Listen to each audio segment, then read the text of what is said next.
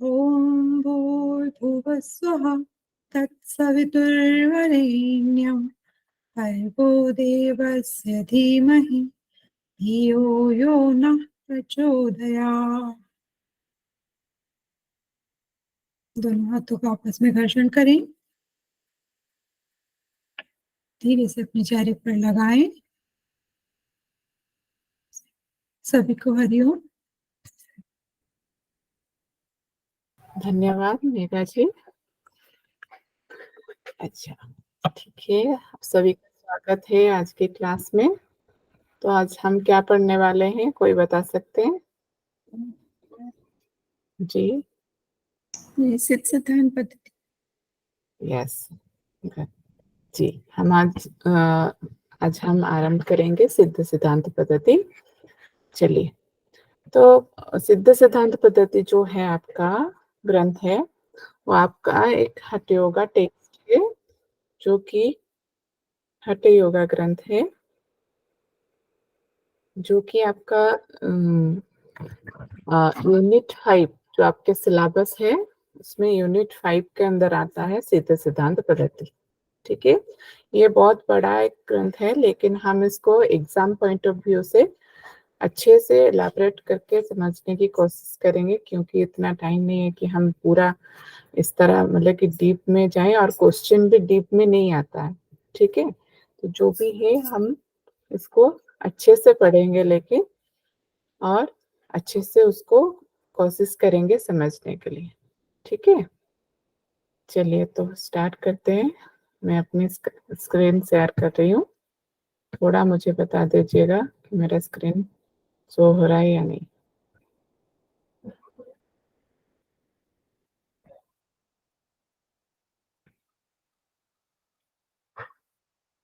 मेरा स्क्रीन आ रहा है, सबको दिखाई दे रहा है? जी मैम।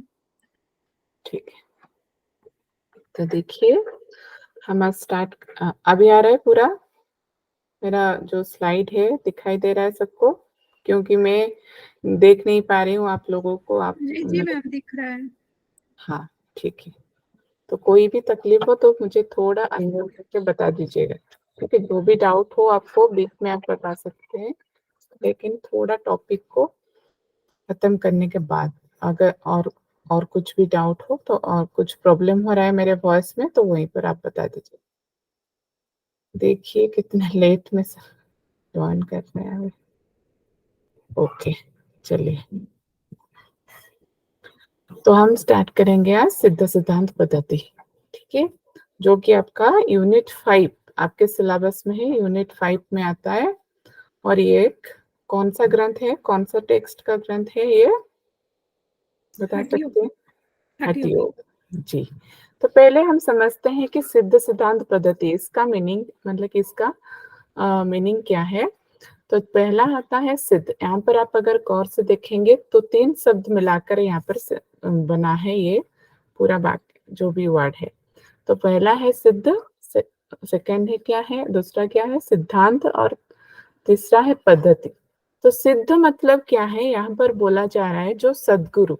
सद्गुरु मतलब क्या, जो मोक्ष को प्राप्त कर चुके हैं, जो मतलब कि जिनका जो ऑलरेडी मोक्ष को प्राप्त कर चुके हैं, और जो ज्ञानी हैं, जो कि ध्यान में जाकर कैवल्य स्टेट, कैवल्य को वो पा चुके हैं, तो यहाँ पर उनके बारे में बोला जा रहा है। तो सिद्ध मतलब यहाँ पर सद्गुरु और सदयोगी के बारे में बोला जा रहा है। ठीक है, तो यहाँ पर दूसरा बात शब्द ये है कि सिद्धांत। सिद्धांत मतलब जो उनसे, जो उन्होंने कहा है, जो उनका वाणी है, जो भी उनका बातें हैं, तो उनको यहाँ पर एक सिद्धांत के नाम से बोला जा रहा है। और पद्धति मतलब क्या है, उनका उसी रास्ते पर चलना। ठीक है, तो अब अगर हम इसको मिलाएंगे सिद्ध सिद्धांत पद्धति, तो क्या हो रहा है, जो सिद्ध गुरु है, जो एक्सपीरियंस्ड गुरु हैं, तो उनका जो ज्ञान प्राप्ति हुआ है, और उन्होंने जो ज्ञान जो मिला है, उसी हिसाब से वो कुछ हमको बता रहे हैं, और हमको उसी रास्ते पे चलना है। तो ये सारे चीज आपको सिद्ध सिद्धांत पद्धति में मिलेगा। सबको समझ में आया? क्या है सिद्ध सिद्धांत पद्धति का मतलब?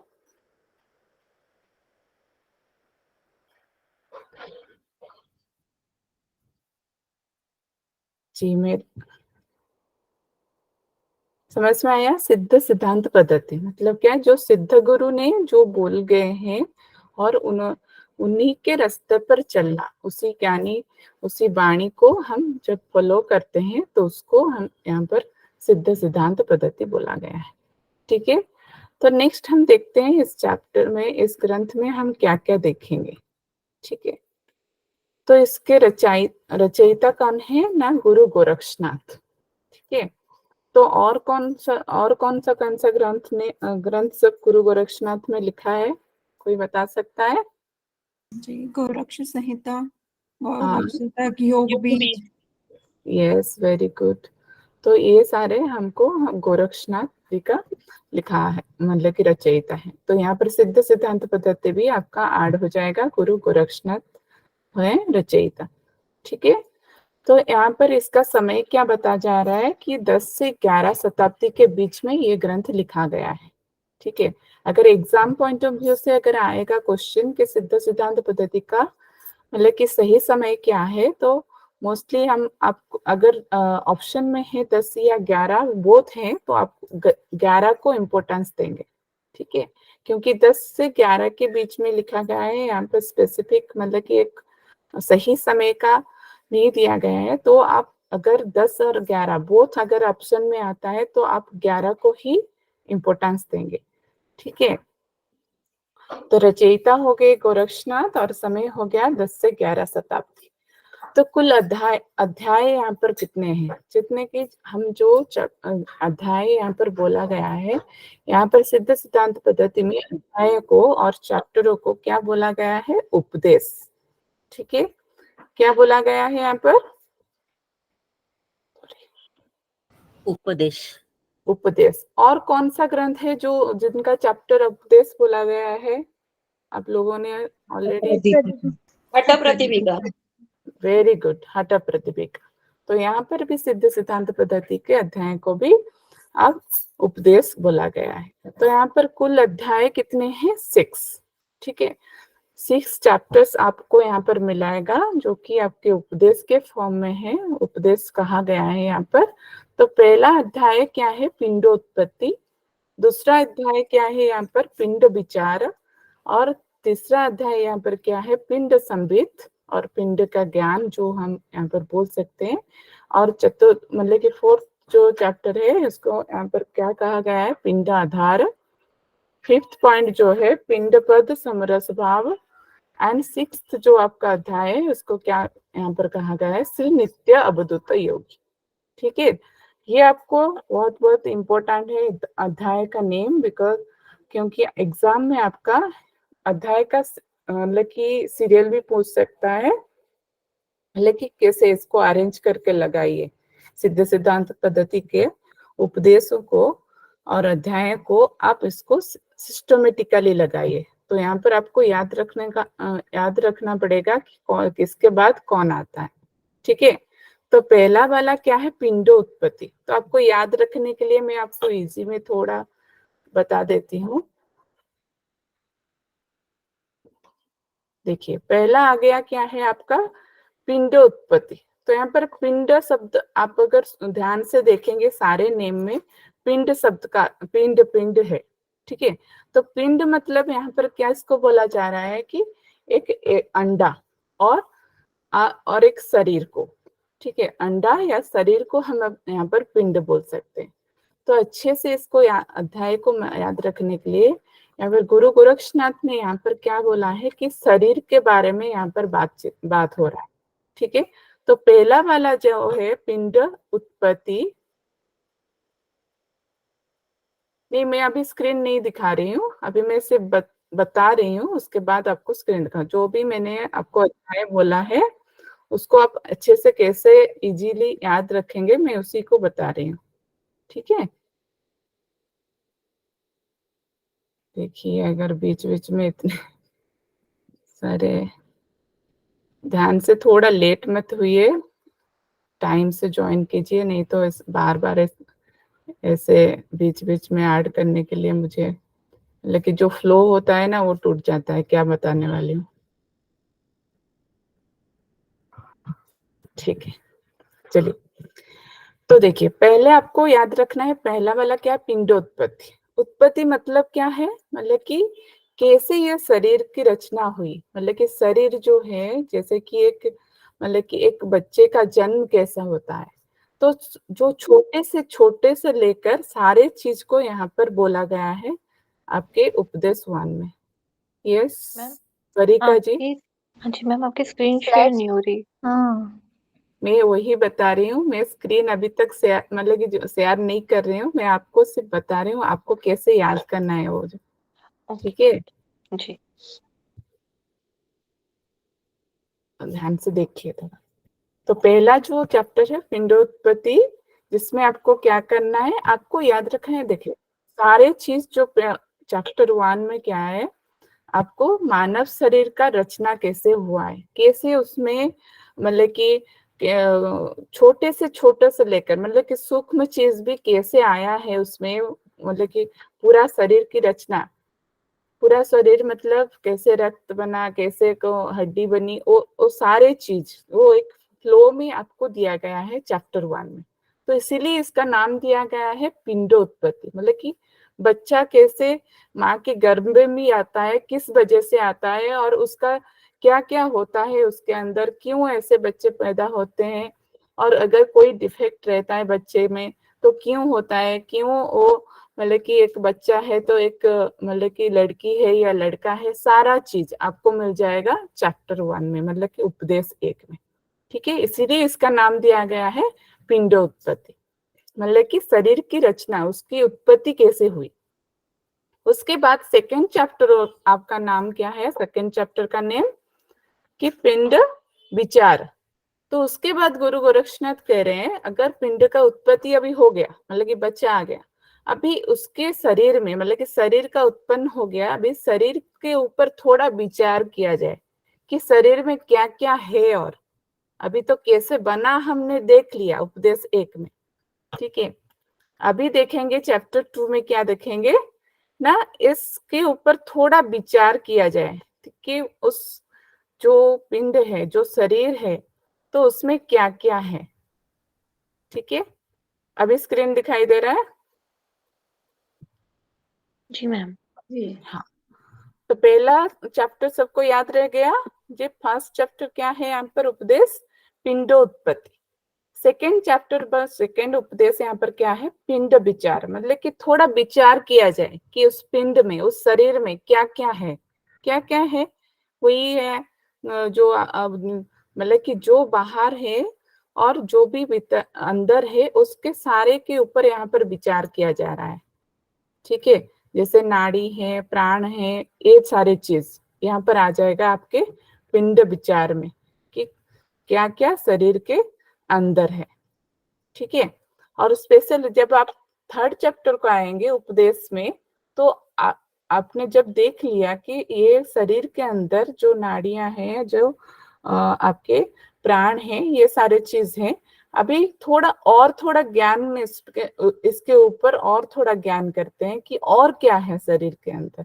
तो और थोड़ा सूक्ष्म और थोड़ा डीप में जाएंगे थर्ड चैप्टर में। क्या हुआ उस थर्ड चैप्टर, थर्ड उपदेश का नेम पिंड संबित और पिंड का ज्ञान। यहाँ पर पिंड का ज्ञान क्यों बोला जा रहा है कि क्योंकि आपने विचार कर लिया, तो विचार में भी कुछ ज्ञान आ गया आपको, लेकिन जब उपदेश 3 में जाएंगे आप, और थोड़ा ज्ञान आप उसको मिलेगा।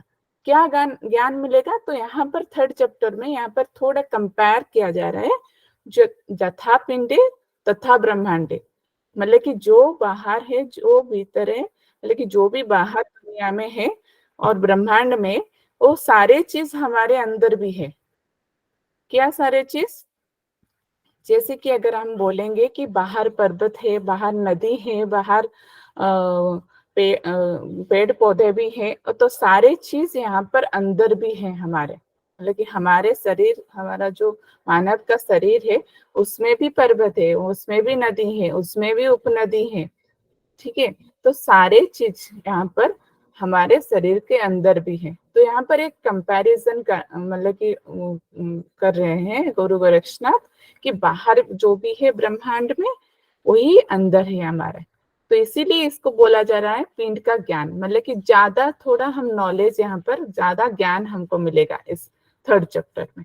जब आपका ज्ञान हो गया, जब आपने पिंड के ऊपर विचार भी कर लिया, पिंड का ज्ञान भी थोड़ा ज्यादा हो गया, तभी अभी क्या करना है, तो आपको पिंड का आधार खोजना है कि पिंड का आधार कौन है, जो कि आपका उपदेश 4। आधार मतलब यहाँ पर बोला जा रहा है जो ये तो हो गया शरीर में ये सारे चीजें, तो यहाँ पर शक्ति कहाँ से आता है, इस शरीर में शक्ति कहाँ से आता है, तो पिंड आधार मतलब पिंड का शक्ति कौन है, जो कि कुंडलिनी है। ठीक है, 4th चैप्टर क्या है, बोला जा रहा है कि कुंडलिनी मतलब कि शरीर का जो शक्ति है, शरीर का जो आधार है, वो सब किस में है, कुंडलिनी में है। तो जब कुंडलिनी में आपका शक्ति है तो उसको आप कैसे जागृत करेंगे, कैसे क्या प्रैक्टिस करेंगे, ये सारे चीज आपको उपदेश 4 में मिल जाएगा कि आपको अष्टांग योग का प्रैक्टिस करना है, तभी जाकर आपका कुंडलिनी का जागृत होगा। और इम्पोर्टेंस दिया जा रहा है किसके ऊपर, कि गुरु के बिना आपका कुछ भी संभव नहीं है। तो 4th चैप्टर में आपको शक्ति को जागरण करना है, इसीलिए यहाँ पर नेम दिया गया है पिंड आधार। ठीक है, देन आपका आएगा उपदेश 5। उपदेश 5 में क्या है, पिंड पद समरस भाव। जब आप क्या करेंगे, अष्टांग योग की प्रैक्टिस करेंगे और जो भी गुरु कहेंगे उसको मानेंगे, तो क्या होगा 5th चैप्टर में पिंड पद समरस भाव। मैम जो ये पिंडाधार बताया उसी में ही अष्टांग योग का वर्णन है क्या, कि पहले से ही है? हाँ नहीं, उसी में है, 4th चैप्टर में है। ठीक है, हम उसको जानेंगे क्या क्या है इसमें, एक एक करके अध्याय को देखेंगे, लेकिन अभी थोड़ा समझने के लिए देख लीजिए चैप्टर नेम्स को याद कैसे करना है सीक्वेंस में, ताकि आपको इजी हो एग्जाम पॉइंट ऑफ व्यू से। ठीक है, तो 5th चैप्टर क्या है, 5th मतलब कि 5वां आपका जो उपदेश है क्या है, पिंड पद समरस भाव। तो यहाँ पर पिंड मतलब शरीर, पद मतलब यहाँ पर बोला जा रहा है कि जो मतलब कि जीवात्मा और जो आपका ब्रह्मात्मा मतलब कि ब्रह्मन। ठीक है, तो यहाँ पर आप पिंड के साथ पद का समरसीकरण मतलब कि दोनों का यूनियन, जब आप परमात्मा और जीवात्मा का जब यूनियन होता है, जब उनका मतलब कि जब वो मिलते हैं तो कैसे मिलेंगे, यहाँ पर आपको स्टेप्स दिया जा रहा है। ठीक है, आधार मिल गया आपको, शक्ति क्या है शरीर का शक्ति, और आधार क्या है कुंडलिनी। तो आपको क्या क्या करना है यहाँ पर 4th चैप्टर में। देन आपका जब कुंडलिनी जागरण हो गया तो उसके बाद क्या होगा, आपका पिंड पद समरस भाव होगा, मतलब कि आपका यूनियन हो जाएगा, जीवात्मा परमात्मा के साथ मिल जाएगा। तो जब मिल जाएगा तो ये सब सारे चीज होगा किसके कारण, यहाँ पर बोला जा रहा है कि एक ही मार्ग है आपको, जो कि आप पिंड पद समरसीकरण हो सकता है, मतलब कि सिर्फ केवल और केवल आपके गुरु की सेवा करने से, और गुरु जो भी बोले आपको उसको पालन करना है। मतलब कि आपका अगर जीवन में गुरु नहीं है, और गुरु भी किस टाइप का होना चाहिए, यह भी यहाँ पर वर्णन किया गया है, जो कि आपके उपदेश 5 में। ठीक है, तो यहाँ पर ज्यादा एम्फेसिस दे रहा है कि गुरु होना चाहिए, ताकि आपका पिंड पद जो समरस भाव है, मतलब कि पिंड आपका शरीर और मतलब कि जीवात्मा और परमात्मा बिकम मतलब कि दोनों मिल सकते हैं। कैसे मिल सकते हैं, सिर्फ और सिर्फ गुरु के ज्ञान से और गुरु की सेवा से। ठीक है, और जब आप 6th चैप्टर में आएंगे, 6th चैप्टर में क्या है, तब जब आपने सब पा लिया, मतलब कि शरीर की उत्पत्ति कैसे होती है जान लिया, शरीर के ऊपर विचार भी कर लिया, देन शरीर के ऊपर ज्यादा ज्ञान भी ले लिया, शरीर की आधार कौन है उसको भी आपको पता चल गया, और जब आप पिंड और पद मतलब कि आप जीवात्मा, आप जो भी ये शरीर का जब परमात्मा के साथ मिलन हो गया, तब आप उपदेश 6 में आएंगे क्या, तब आप बन जाएंगे क्या, नित्य पिंड अवधूत योगी। तब आप क्या बन जाएंगे यहाँ पर, नित्य पिंड अवधूत योगी। श्री नित्य पिंड अवधूत, पिंड इज मिसिंग यहाँ पर, मतलब कि आपको याद करना है यहाँ पर श्री नित्य पिंड अवधूत योगी, मतलब कि वो जो शरीर है, वो जो मतलब कि योगी है वो क्या नाम उसका हो जाएगा यहाँ पर? अवधूत योगी। अवधूत योगी मतलब यहाँ पर बोला जा रहा है कि एक सिद्ध योगी जो सब कुछ जान लेता है, जो सब कुछ कर लेता है, सब ज्ञान की प्राप्ति हो जाती है, तब उसका मतलब कि नाम यहाँ पर बोला जा रहा है, गुरु गोरक्षनाथ दे रहे हैं कि वो क्या हो जाता है? अवधूत योगी। उसी तरह आप अगर देखेंगे भगवत गीता में एक नेम मतलब कि एक नाम दिया गया है सेकंड चैप्टर में, क्या बोलते हैं उनको?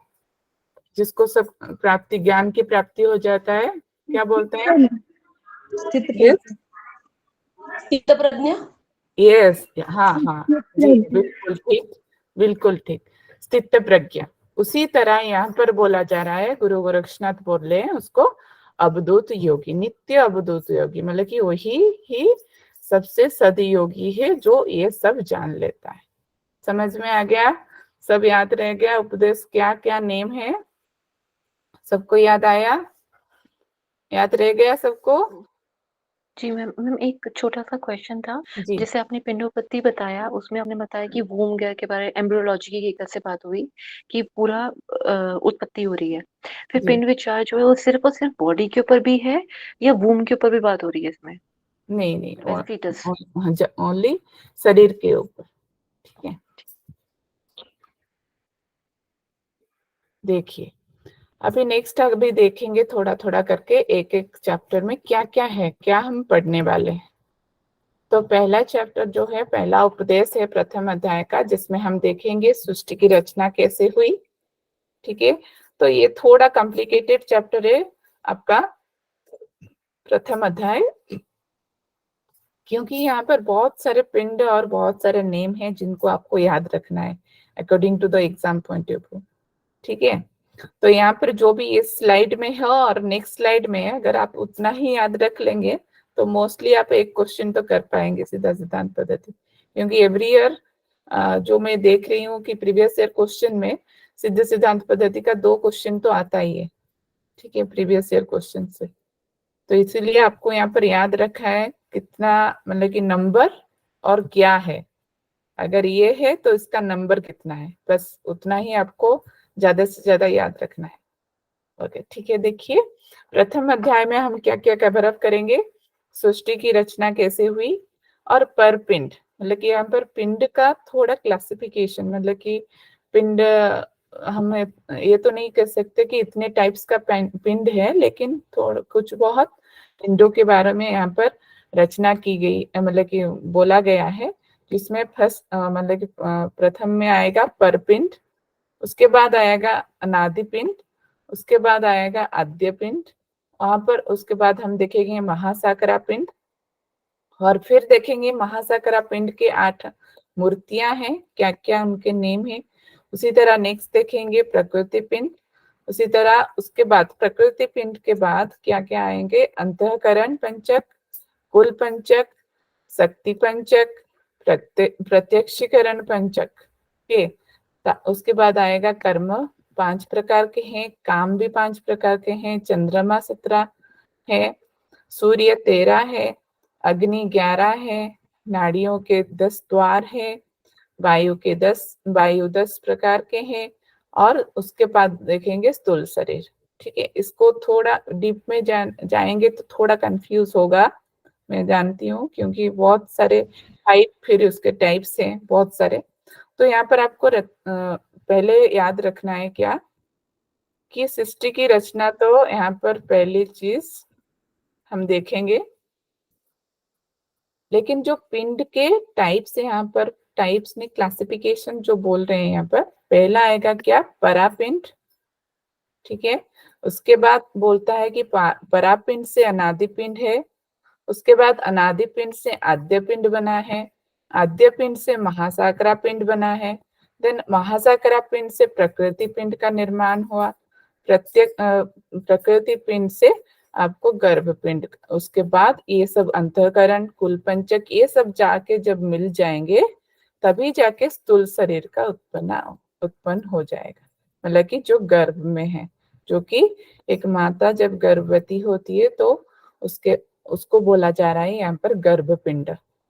ठीक है, तो यहाँ पर ये जब सारे मिल जाएंगे तभी आपका गर्भपिंड की उत्पत्ति होती है, जो कि हम फर्स्ट चैप्टर में देखेंगे।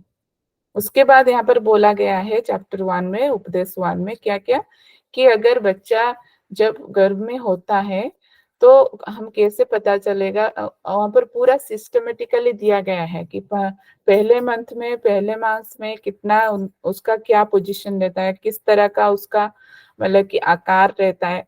फिर जब वो माता का जब सेकेंड मंथ चलता है तो किस प्रकार का उसका मतलब कि डेवलपमेंट होता है उसके गर्भ में। फिर उसी तरह third month, fourth month, fifth month, six month, 7, 8, 9, 10 मतलब कि 10 महीने तक किस तरह गर्भ में उसका बच्चे का कैसे आहिस्ता आहिस्ता उसका डेवलपमेंट होता है, वो सारे चीज यहाँ पर वर्णन है इसी चैप्टर 1 में। ठीक है। उसके बाद जब 10 महीने के बाद बच्चा निकलता है तो उसके बाद उसका क्या मतलब कि और भी यहाँ पर बोला गया है कि वो बच्चा पुत्र होगा या पुत्री होगा या नपुंसक होगा या विकृत होगा या फिर जुड़वे जन्म होंगे, तो क्यों होता है, क्या क्या कारण होता है कि एक बच्चा एक लड़की है या लड़का है या फिर एक मतलब कि ट्रांसजेंडर है या फिर कुछ स्पेशल चाइल्ड है, तो क्यों होता है ऐसा वाला। अगर ट्विंस होता है मतलब जुड़वा मतलब ट्विंस और उससे भी ज्यादा क्यों होता है, क्या रीजन है, ये भी यहाँ पर चैप्टर 1 में बोला गया है। उसके बाद कुल धातु का वर्णन है जो कि 10 कुल धातु हैं। तो यहाँ पर आपको इम्पोर्टेंट है नंबर सब याद रखना है, क्योंकि इसी में से लास्ट ईयर क्वेश्चन आया था कि सूर्य की कितने कलाएं हैं, 13, और अग्नि यहाँ पर 12, और आपको यहाँ पर काम 5 प्रकार के सिद्ध सिद्धांत के हिसाब से, कर्म कितने हैं ना 5 हैं सिद्ध सिद्धांत पद्धति के हिसाब से। कौन से चैप्टर में इसको वर्णन किया गया है, प्रथम अध्याय जो कि उपदेश 1 है। क्या नाम है उपदेश 1 का? पिंडोत्पत्ति। पिंडोत्पत्ति। Very good. तो अभी ये सारे हो गए, हम इसको कवर अप करेंगे प्रथम अध्याय में उपदेश 1। अभी द्वितीय अध्याय का नाम क्या है? पिंड विचार। पिंड हाँ, विचार। पिंड विचार। जब शरीर हो गया, अभी गर्भपिंड आ गया, तभी उसके बारे में थोड़ा विचार किया जाए। क्या विचार करेंगे द्वितीय अध्याय में? देखेंगे कि 9 चक्रास मतलब कि बॉडी में 9 चक्र हैं और 16 आधार है और 3 लक्ष्य है, मतलब कि कंसंट्रेशन पॉइंट जो हम बोलते हैं लक्ष्य, ये भी वर्णन है। देन 5 व्योम, व्योम मतलब आकाश के बारे में बोला जा रहा है। देन अष्टांग योग के बारे में भी आपको द्वितीय अध्याय में आपको थोड़ी बहुत यहाँ पर मिल जाएगी।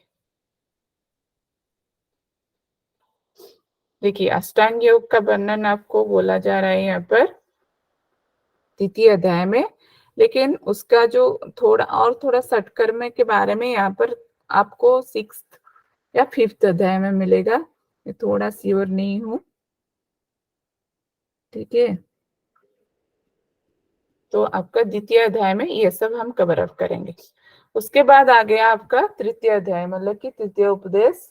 तो तृतीय उपदेश का नाम क्या है? पिंड संविदा। पिंड संबित। पिंड संबित का मतलब क्या है? ज्ञान। पिंड तत्ब्रह्मांडी। पिंड का ज्ञान। पिंड का ज्ञान मतलब कि अभी पिंड का ज्ञान थोड़ा हम इसको मतलब कि ज्ञान थोड़ा प्राप्त कर लेंगे शरीर के बारे में। क्या ज्ञान? कि 7 पाताल यहाँ पर है, मतलब कि शरीर के अंदर हमारा 7 पाताल है, 21 ब्रह्मांड है और 64 वर्ण है, 7 द्वीप है मतलब कि ओशियन, मतलब कि यहाँ पर 7 द्वीप है, 7 समंदर है, ओशियन है, 8 पर्वत हैं, 9 खंड हैं, 9 नदियां हैं और 27 आपका नक्षत्र है और 12 राशि हैं और 9 ग्रह हैं और 15 तिथियां हैं। ये सारे आपको कहाँ पर मिलेंगे? तृतीय अध्याय में। देखिए यहाँ पर पाताल, ब्रह्मांड, वर्ण, दीप, ये सारे नेम्स हैं, मतलब कि गुरु गोरक्षनाथ ने मेंशन किया है बुक में, लेकिन यहाँ पर जो 27 नक्षत्र ऐसे ही बोला, मतलब कि कुछ स्पेसिफिक वर्णन नहीं है उसके ऊपर।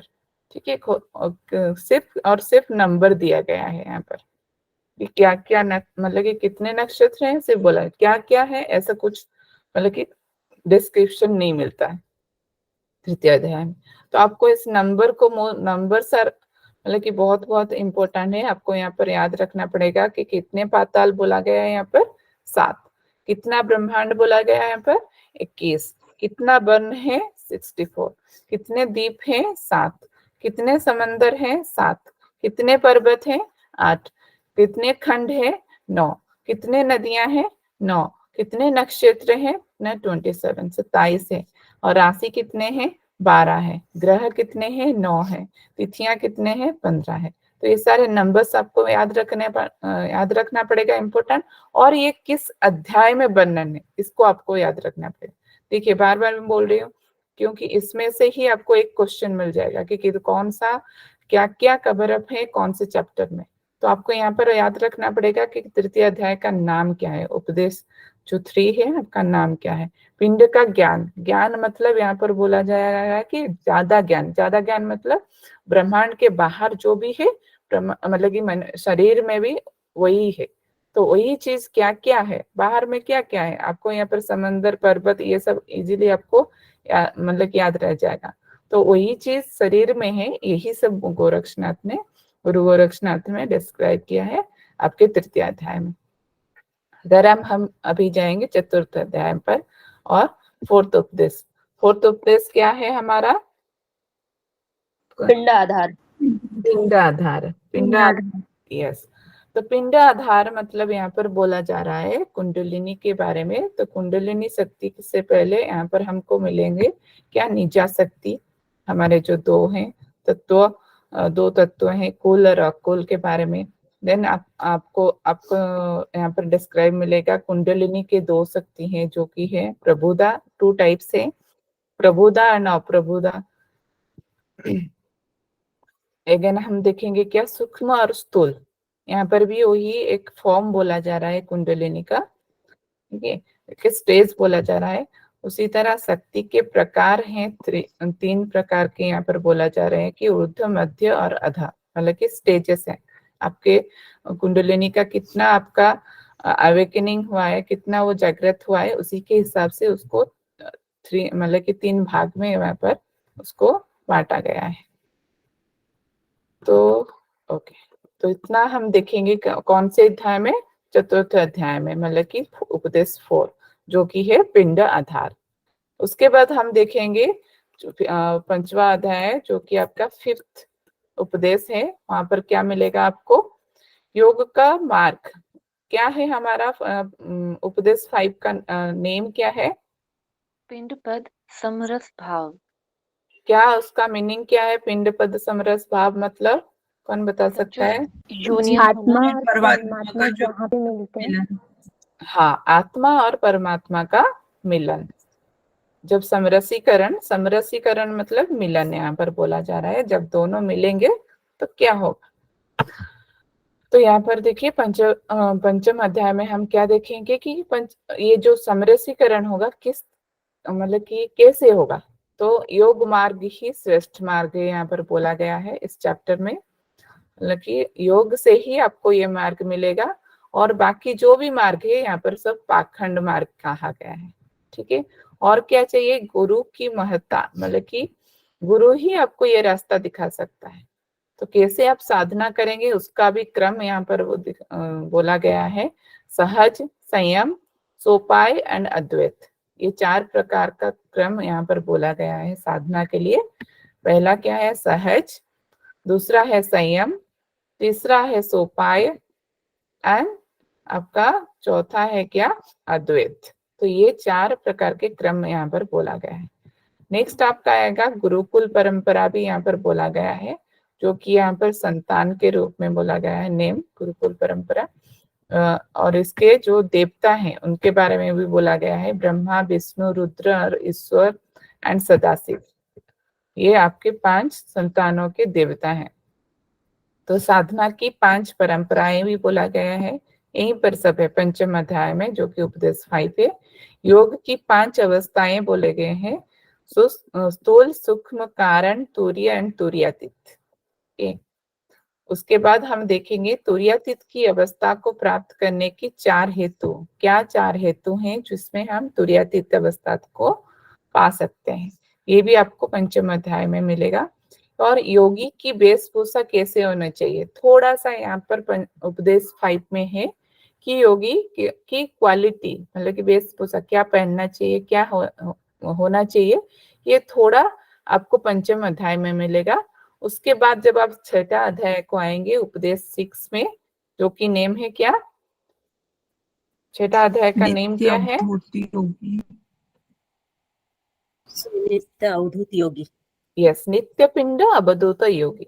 जब आप इस चैप्टर में आएंगे, यहाँ पर आपको क्या मिलेगा, ये जो आप यहाँ पर थोड़ा सा डिस्क्रिप्शन है पंचम अध्याय का, यहाँ पर बहुत सारे हैं कि अवधूत योगी का लक्षण क्या है। पहला जो, तो बहुत सारे लक्षण है कि वो क्या पहनेगा, क्या नहीं पहनेगा, मतलब कि अगर वो जो हाथ में जो वस्त्र पहनता है वो किसको रिप्रेजेंट करता है, मतलब कि क्या है उसका मतलब क्या है।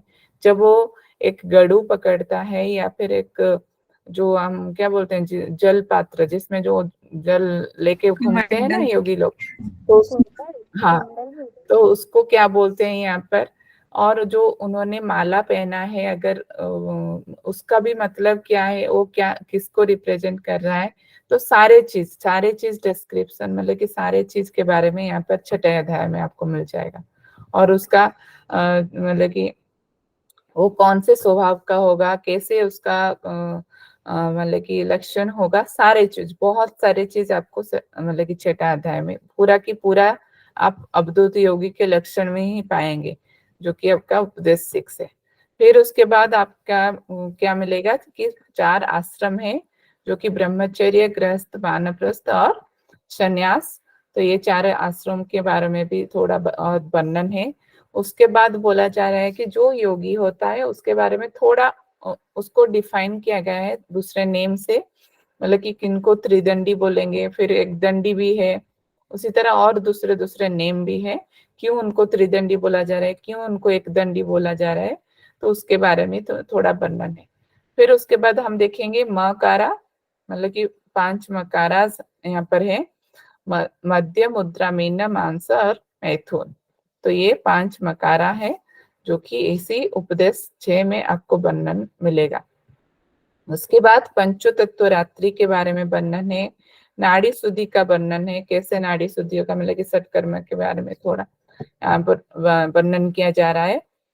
देन किसे मोक्ष मिलेगा और किसे नहीं मिलेगा, उसका पूरा विस्तृत वर्णन है। अगर ये करोगे तो मोक्ष मिलेगा, अगर ऐसा कर रहा है कोई तो उसको कभी भी जीवन में मोक्ष नहीं मिलेगा। इस तरह का यहाँ पर मतलब कि वर्णन किया गया है।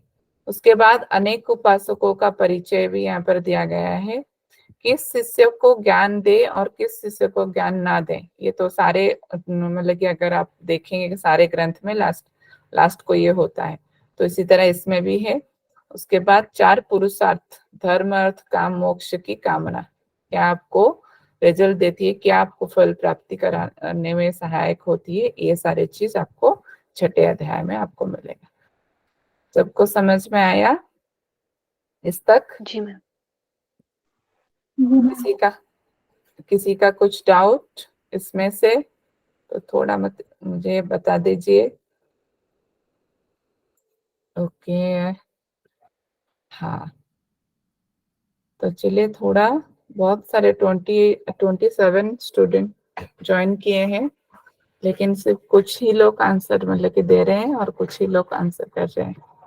थोड़ा बताइए ताकि मुझे भी समझ में आए कि आपको समझ में आया। जी मैम, क्लियर है। ठीक है, देखते हैं अभी। बीच में बोलने के लिए मना किया गया है।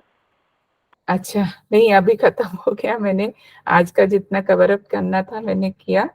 नेक्स्ट क्लास से हम देखेंगे उपदेश 1 को। अभी थोड़ा क्वेश्चन आंसर लेते हैं, क्योंकि इसी में से ही आपको सारे क्वेश्चंस मोस्टली आपको, अगर आप एक टाइम पे क्लियर हो गए सारे उपदेश के हिसाब से, तो आपका मोस्टली आपका 1-2 क्वेश्चन तो निकल ही जाएगा। ठीक है, तो देखिए, पूछते हैं कौन किसको कितना याद है।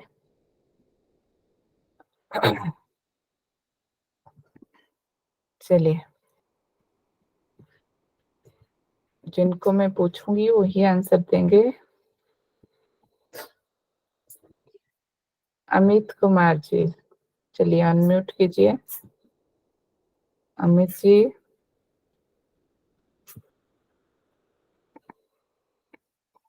Amit ji, are you there? नहीं है शायद।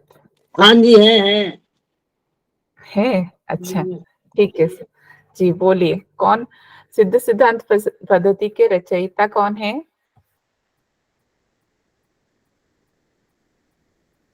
बाकी सब लोग आंसर देंगे मैसेज बॉक्स में। अमित जी बोलिए।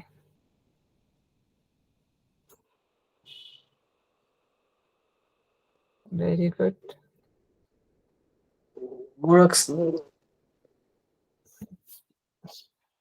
क्या सबको पता है, आपको पता नहीं है? हाँ, गुरु, अच्छा ठीक है। मेघा जी, आप अनम्यूट करके बोलिए, कौन है? जी मैम, ये सिद्ध सिद्धांत पद्धति के रचयिता गुरु गोरक्षनाथ जी हैं।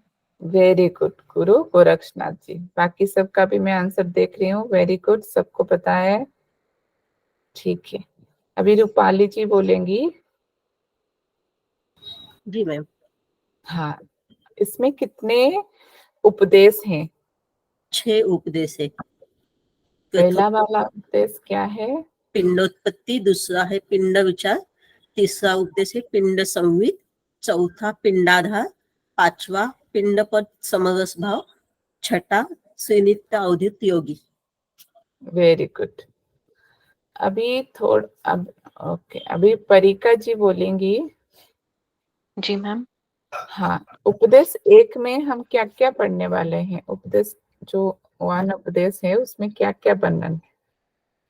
उसमें वैसे बहुत सारी चीजें पढ़ने के लिए, लेकिन अगर उसको हम थोड़ा मूल में एक लाइन में बोलें तो पिंड की उत्पत्ति कैसे हुई उसके बारे में है, सृष्टि की रचना कैसी है, और फिर पिंड को डिवाइड हम कहेंगे कैटेगरी वाइज, एक तरह से हमने डिवाइड करने की कोशिश करी है। अनादि, आद्य, महासागर, महासाकार और प्रकृति पिंड। फिर उसके बाद फिर हम अंदर आ जाते हैं, अंतःकरण, कुल, पंचक, शक्ति और शक्ति पंचक। फिर आता है प्रत्यक्षकरण पंचक। फिर उसके बाद हम बताते हैं कि कर्म किस प्रकार का होता है, सॉरी, कर्म कितने प्रकार का है।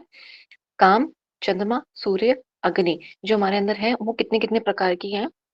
हम्म, नाड़ियां कितने प्रकार की हैं, उनके नाड़ियों के जो द्वार हैं वो 10 हैं। वायु कितने प्रकार की है, शरीर कितने किस प्रकार का, जैसे कि स्थूल शरीर है उसकी उत्पत्ति कैसे गर्भ में हो रही है, मतलब एक तरह से एम्ब्रियोलॉजी के बारे में। फिर आता है, फिर अगर जो संतान उत्पन्न होती है वो पुत्र है, पुत्री है, नपुंसक है या जुड़वा है, वो किस प्रकार से उनकी उत्पत्ति वो जो हो रही है वो किस प्रकार से है उनके बारे में। और उनकी कुल धातु हमारे पास कितनी, हमारी बॉडी में मतलब कितनी धातुएं होती हैं, विच इज 10। जी, बहुत ही बढ़िया, धन्यवाद। ओके, अभी बोलेंगी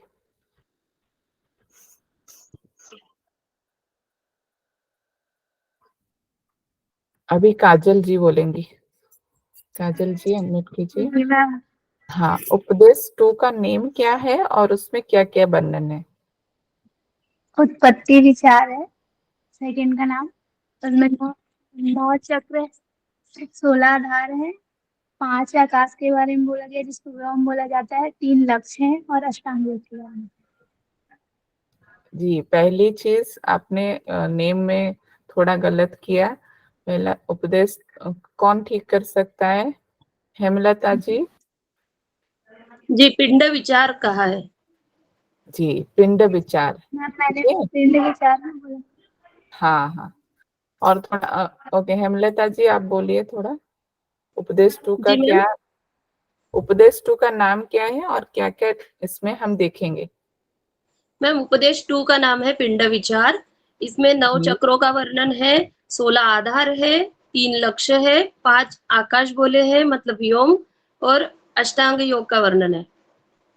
very good, very thank good. You. आप जो लोग भी दे रहे हैं अपना मैसेज कर रहे हैं, संतोषी जी, वेरी गुड।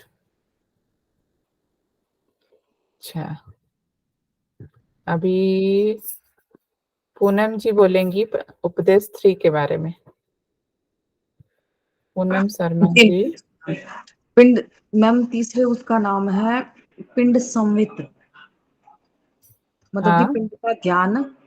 और जी। इस अध्याय में मैम हम बहुत सारा था मैम, मुझे बहुत सारा तो याद नहीं है, थोड़ा थोड़ा जो याद है मैं बता देती हूँ। शायद आपने नोट आउट नहीं किया है?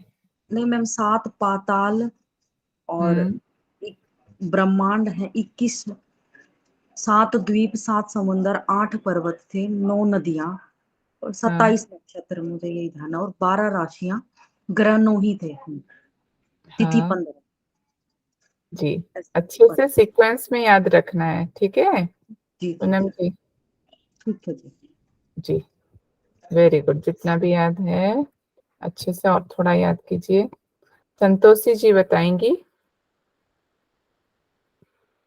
संतोषी जी।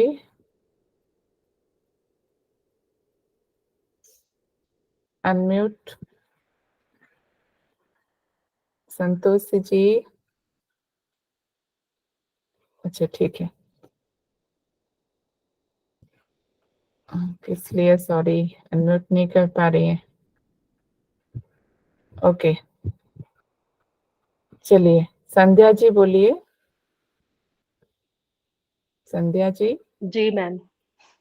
जी बोलिए थोड़ा मतलब कि फोर्थ चैप्टर के बारे में।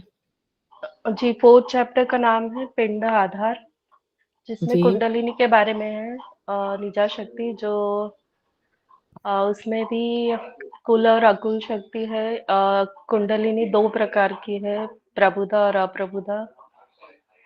और जी और इतना ही याद है मैम मुझे। और भेद भी बताए, कुंडलिनी के 3 भेद, ऊर्ध्व, मध्य और अधः। वेरी गुड, ठीक है। अभी पीहू जी अनम्यूट करेंगी। पीहू जी। हाँ जी मैम, हाँ जी मैम। हाँ जी बोलिए, 5th चैप्टर किसके बारे में डिस्क्रिप्शन है, क्या नाम है? जी मैम, 5th। जी 5th वन। हाँ जी मैम। इसमें है आपका योग मार्ग, पाखंड मार्ग, नहीं, गुरु चैप्टर की का नेम महत्ता। क्या है पहले बताइए, पहले बताइए चैप्टर का नेम क्या है। अच्छा, चैप्टर का नेम है आपका पिंड पद समरस भाव। हाँ सॉरी मैम।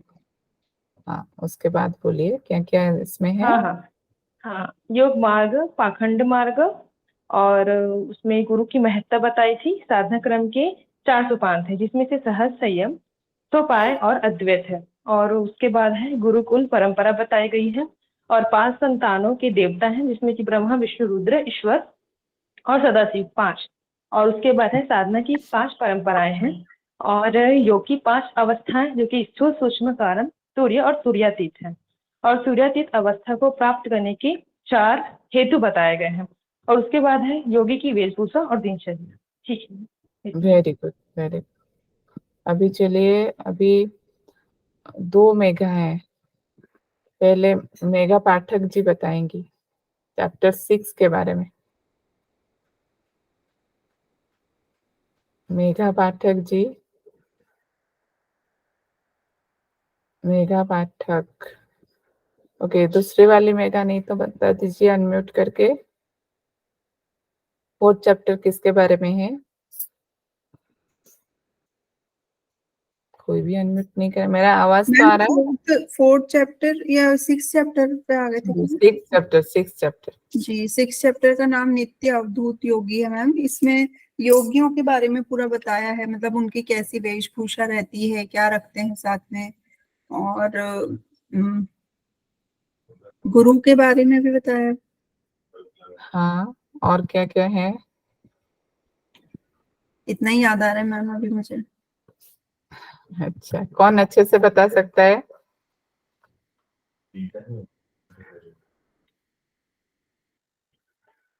आश्रम जी के बारे में भी था मैम, 4 आश्रम। जी परिका जी बोलिए। जी मैम, इसमें पहले तो इसका नाम जो है थोड़ा सा मिसप्रिंट था, तो इस वजह से नित्य पिंड अवधूत योगी था। और जिसका अवधूत का मतलब आता है सिद्ध योगी, यानी कि सिद्धि योगी, जिसकी सिद्धि हो गई है, वो किस प्रकार से उनके हमें लक्षण देखने को मिलते हैं। जैसे आपने बताया था कि इसके अंदर बहुत सारे लक्षण बताए गए हैं।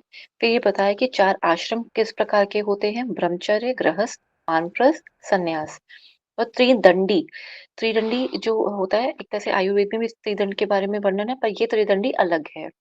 फिर 5 प्रकार के मकार होते हैं, और पंच तत्व रात्रि, नाड़ी शुद्धि का वर्णन इसके अंदर मिलता है हमें।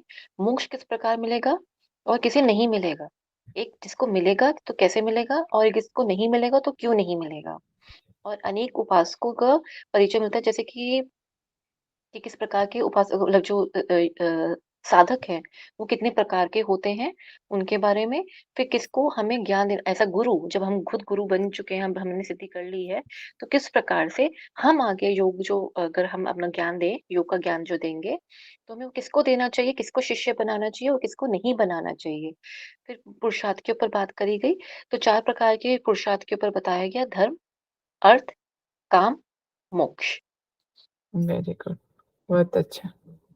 तो देखिए अभी थोड़ा प्रीवियस ईयर का क्वेश्चन मैं दिखाती हूँ, आप लोग सारे अपने आंसर्स चैट बॉक्स में देंगे ताकि मैं देख पाऊँ, ठीक है। और थोड़ा सबको अगर अच्छा ठीक है, पहले शो कराती हूँ, क्योंकि मैंने कुछ क्वेश्चंस हिंदी में था ऑलरेडी, लेकिन कुछ मैंने इंग्लिश से लिया था।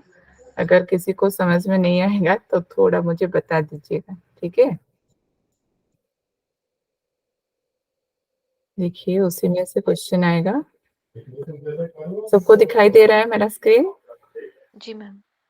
हाँ, ये सारे प्रीवियस ईयर का क्वेश्चंस है। तो देखिए यहाँ पर क्वेश्चन है, सिद्ध सिद्धांत पद्धति के अनुसार अवधूत योगी के लक्षण किस उपदेश में वर्णित हैं? किस उपदेश में वर्णित है? ऑप्शन ए द्वितीय, ऑप्शन बी पंचम, ऑप्शन सी षष्टम, ऑप्शन डी सप्तम। सबको समझ में आया क्वेश्चन? क्वेश्चन है कि सिद्ध सिद्धांत पद्धति के अनुसार अवधूत योगी के लक्षण किस उपदेश में वर्णित है? सेकेंड और फिफ्थ और सिक्स्थ और सेवेंथ? हम षष्टम अध्याय में थे ना मैम। क्या हुआ? हम षष्टम, सी ऑप्शन हाँ रहेगा। हाँ, अनम्यूट मत कीजिए, दीजिए मैसेज बॉक्स में आंसर दीजिए। Okay ma'am, okay. हाँ चलिए, सिर्फ 4-5 लोगों की मिला है, बाकी सब ओके। हाँ आ गया अभी। संतोषी जी करेक्ट, मेघा जी करेक्ट, हेमलता, स्मिता, सबको याद रह गया इसका मतलब। Okay very good. अभी चलिए नेक्स्ट क्वेश्चन को देखते हैं, इसका आंसर क्या होगा। जी हाँ, आंसर 6 है, जो कि 6th अध्याय में हमको मिलता है, ठीक है। अभी देखिए सेकेंड क्वेश्चन है, सिद्ध सिद्धांत पद्धति में सद्गुरु के विषय में किस अध्याय में चर्चा की गई है? सद्गुरु के विषय में किस अध्याय में चर्चा की गई है? प्रथम, चतुर्थ, तृतीय और पंचम, कौन से अध्याय में इसका वर्णन है? डी डी डी, चलिए चलिए आंसर कीजिए सारे। सद्गुरु के विषय में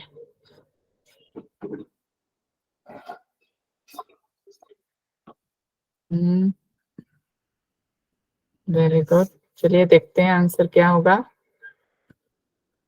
आंसर इज डी, यस, पंचम अध्याय के पंचम अध्याय में हमें सद्गुरु का वर्णन मिलता है, ठीक है।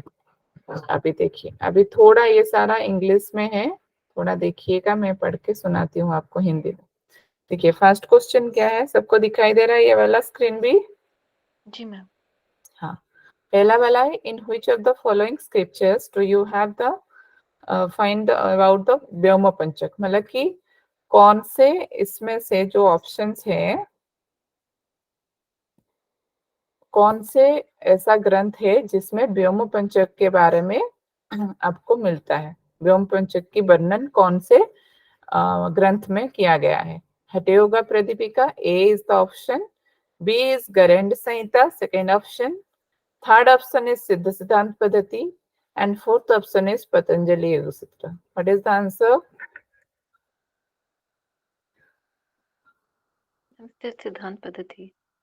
हाँ, सबको समझ में आया ना? क्वेश्चन सबको समझ में आया? हाँ, ठीक है. चलिए चलिए आंसर कीजिए. ए में है हठयोग हठ प्रदीपिका, बी में है ग्रैंड संहिता, थर्ड सी में है सिद्ध सिद्धांत पद्धति और डी में है पतंजलि योग दर्शन. आपको यहाँ पर याद रखना है व्योम पंचक. ठीक है, ये वर्ड व्योम पंचक जब आएगा, पंचक वर्ड स्पेशली यहाँ पर सिद्ध सिद्धांत पद्धति में आपको मिलेगा, सारे पंचक. ठीक है, परिका जी गुड, करेक्ट. रूपाली जी ऑल्सो करेक्ट, पूनम जी करेक्ट. ओके, सबने सी दिया है, तो सबका करेक्ट है. चलिए नेक्स्ट क्वेश्चन को चलते हैं. ये दिसंबर 2019 का क्वेश्चन है. ठीक है, सेम 2019 में और एक क्वेश्चन है यहाँ पर, एक ही स्लाइड में देख सकते हैं आप सब. इन व्हिच चैप्टर ऑफ सिद्ध सिद्धांत पद्धति सदगुरु हैज बीन रेफर्ड? मतलब कि सिद्ध सिद्धांत पद्धति के कौन से चैप्टर में, कौन से उपदेश में सदगुरु के बारे में अभी में हमने किया है? कौन से चैप्टर में है? Fifth chapter. Fifth. Yes, very good. D1 fifth chapter. Okay, next देखते हैं. ये सेम क्वेश्चन हो गया. अभी देखिए ये वाला लिस्ट आपको मैच करना है. मैच द लिस्ट, मतलब कि एक तरफ कुछ ये नेम से और दूसरी तरफ नेम से आपको सही मिलान करना है यहाँ पर. तो पहला है यहाँ पर हट प्रदीपिका, दूसरा वाला है सत्यार्थ प्रकाश, हट रत्नावली, सिद्ध सिद्धांत पद्धति, और दूसरी तरफ है स्वामी दयानंद, दूसरा है श्रीनिवास, थर्ड में है गुरु गोरक्षनाथ और फोर्थ में है स्वात्माराम. तो कौन सा मिलन ठीक सही होगा? ए में है ए के साथ 1, बी के साथ 2, सी का 4. कौन सा वाला होगा देख लीजिए, थोड़ा थोड़ा इधर उधर हुआ है.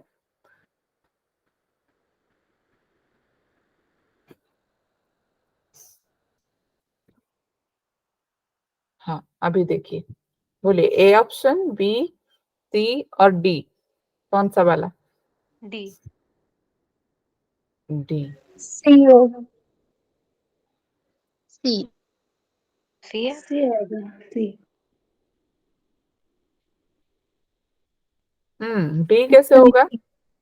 मम्मू पहले गलत दिख रहा था ना, तो उस वजह से कंफ्यूजन हो गया. अच्छा अच्छा, अभी ठीक हुआ ना? देखिए, हठ प्रदीपिका के रचयिता कौन है? स्वामी स्वात्माराम, मतलब कि ए के साथ 4 आएगा. ठीक है. देन बी के साथ सत्यार्थ प्रकाश कौन है? ये अगर स्वामी भी दयानंद जी. स्वामी दयानंद जी. सी है हट रत्नावली, जो कि आएंगे क्या?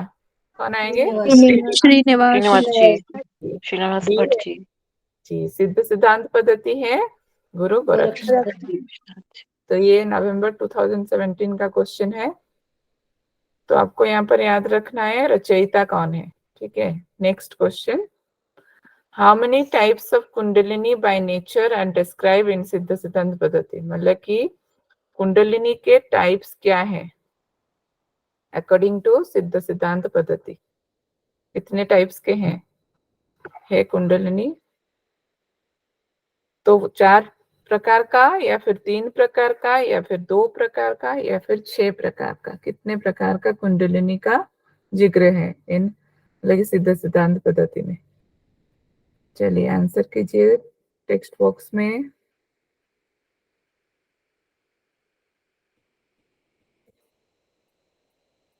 हम्म 3.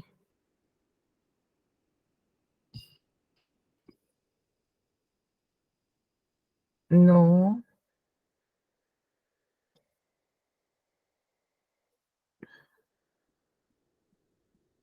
काजल जी गलत हो रहा है। देखिए थोड़ा स्लाइड में 3 उसका स्टेट वहां पर बोला गया है, मैंने उसको बताया है। हाँ, प्रकार वो अलग है और टाइप्स अलग है, ठीक है। तो क्या होगा आंसर यहाँ पर? सी होगा। 2 प्रकार के हैं, जो कि प्रभुदा और अप्रभुदा। यहाँ पर बोला गया है सिद्ध सिद्धांत पद्धति में कुंडलिनी का टाइप्स बाय नेचर, ठीक है। नेक्स्ट क्वेश्चन को चलेंगे। Question number 5, how many limbs of yoga are mentioned in Siddha Siddhanta पद्धति? मतलब कि कितने अंगों के बारे में वर्णन मिलता है योगा का सिद्ध सिद्धांत पद्धति ग्रंथ में? कितने अंगों के बारे में, योगा का कितने अंग है, ये वर्णन मिलता है? A 7, B 8, C 4, D 3। क्या होगा आंसर आपका? अष्टांग। बी होगा मैम, अष्टांग योग। हाँ हाँ, आंसर कीजिए टेक्स्ट बॉक्स में ताकि सब लोग करें एक साथ। जी वेरी गुड। 8 8 8। जी काफी कम लोग कर रहे हैं टेक्स्ट बॉक्स में आंसर, ठीक है, वेरी गुड। हाँ, अष्टांग योग के बारे में, ठीक है। ये सारे मैंने प्रीवियस ईयर क्वेश्चन को डाला है, और भी कुछ हैं जो कि हम डीप में थोड़ा जाने के बाद ही उसको देखेंगे, लेकिन जितना आज मैंने कवर अप किया, आप मोस्टली उसमें बहुत सारे क्वेश्चंस आपको मिल जाएंगे। अगर ऊपर ऊपर से जो भी क्वेश्चंस आए तो इसमें से आपको बहुत सारे आंसर्स मिल जाएंगे, ठीक है। तो इसी को पहले रट दीजिए पूरा, क्योंकि यही आपका मोस्ट इम्पोर्टेंट है ताकि आप उसको लिंक कर पाए, ठीक है।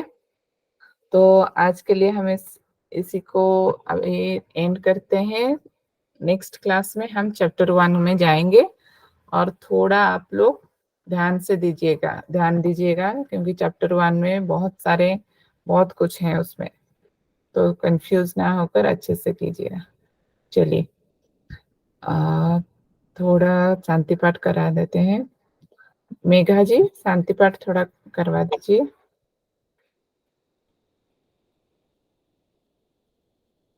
मेघा जी। जी, हाँ, गहरी लंबी सांस लेंगे सभी। दोनों आंखों को बंद करें। आज की कक्षा में जो भी पढ़ा है उसको एक बार अपने मन में दोहराएं। दोनों हाथों से प्रणाम की मुद्रा बनाएं और एक साथ प्रार्थना करेंगे। सर्वे भवन्तु सुखिनः, सर्वे सन्तु निरामया, सर्वे भद्राणि पश्यन्तु, मा कश्चित् दुःखभाग् भवेत्। ओम शांति शांति शांति। अपनी दोनों हथेलियों को आपस में घर्षण करें, अपने चेहरे पर लगाएं, आंखों पर लगाएं, हाथों की गर्माहट को महसूस करें। दोनों हाथों को चेहरे से हटाते हुए प्यारी सी मुस्कान के साथ आंखें खोलें। सभी को शुभ रात्रि। हरिओम। बहुत बहुत धन्यवाद मेघा जी। हरिओम सभी को। कल हम इसी समय मिलेंगे 8 बजे। ये धन्यवाद सभी को। Thank you ma'am. Ma'am recording